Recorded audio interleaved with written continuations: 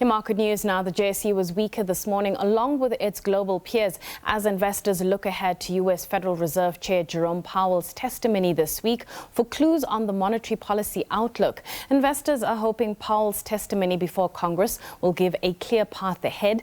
Meanwhile, trade is expected to be thin as U.S. markets are closed for Juneteenth holiday. Locally, the rand also weakened in early trade as the U.S. dollar made some gains. The dollar index, which measures the U.S. currency against six major rivals, rose marginally to 102.37, not far from a one-month low of 102 it touched on Friday. This week, local investors will be looking at May inflation for clues on the health of the economy. For a fixed income perspective, we are joined by James Terp, who's a fixed income portfolio manager at Sanlam Investments. James, thank you so much for your time. So let's go back to Wednesday's Fed meeting. Your key takeaway from Jerome Powell's press conference. Thanks for having me, Nastasha. Yeah, the FOMC conference, so the highlight was that they paused rates, and that was important. It was well signaled, though, going into the meeting, that we'd seen lower inflation numbers coming through, some weakness coming through perhaps in the economy, so broadly expected. And I think the big surprise, though, coming out was how hawkish they sounded. Now, you would expect that. They've paused rates after this big hiking cycle, so they've remained hawkish. They don't want to get the market too excited that that's the end of it. What was most telling was what they called the dot. So after that, we've seen a little bit of flattening basically in fixed income curves. Ours here as well has followed that. We, of course, have had this long weekend as well. So markets have been fairly illiquid domestically here. We've now got to try and turn that information into our own expectations at the next MPC. But we've also seen the ECB once again. They came out, remember, last week, Thursday, hiking 25 basis points themselves and also signaling that they will continue hiking. And then there's another piece of the puzzle coming this week, Thursday, and that's the Bank of England, where they're also expected to hike. So it's making it quite difficult for us to forecast what our own MPC is likely to do, being so far from that with a lot of information to come still. But the Fed holding, I think, is the most important one at the moment. They've been the first to act. They're the biggest economy. And for them to pause, I think, is a shrewd decision to make. Let's have a look at the incoming data and decide from there. So I think it was a good decision overall.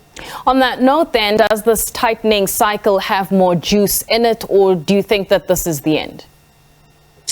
Well, for the US, it seems like there's still a little bit left in it. We also look at some of the big international banks, and they seem to believe the Fed has still got another hike at least in them.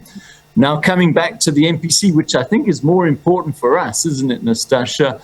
I think the market's kind of losing its confidence that was pricing another 2 or another 50 basis points. It's now looking at just over one more hike of 25. I've been on the dovish side of things, and I've been surprised at the last two MPCs rather hawkish moves, which ultimately have caused you could argue, the currency to be more stable in the wake of that. And so perhaps if the Fed signals more hawkishness to come, they'll go another 25. I must say I'd like to see them also pause. We've hiked a lot. We've got a weak economy. We've got a stronger currency at the moment. We're expecting inflation this week to fall away, but more importantly, next month, we're expecting a large base effect driven drop in headline inflation. And that should, I would think, give our MPC the opportunity to mimic the Fed, if you like, and pause rates here. But there's a lot of information to come before we get there. Does this current environment provide a trading opportunity, and what's compelling for you? Yeah, that's a really good question, because our yields, as you know, we had a terrible May where our bond index sold off 5%. Now it's recovered 3.6%. That's a massive, almost full retracement, so that's good. But there's still some value, additional value for the smart investor. Now, when I say smart, I would say risk averse in these volatile times. And as a result, I think the value's on the short end of the bond curve, firstly. So why would that be? Because from here, we could get another final rate hike, but you would expect rates to top out and in the near future, perhaps over the next year, start moving lower. So it would be a good idea, we believe, to find for risk-averse investors positioning in the short to medium area of the curve. But also, if you just look at floating rate investments, so shorter duration fixed income funds, our short-term rates are nice and high at the moment too. So you're going to have a far less volatile exposure to the market and pick up those higher yields.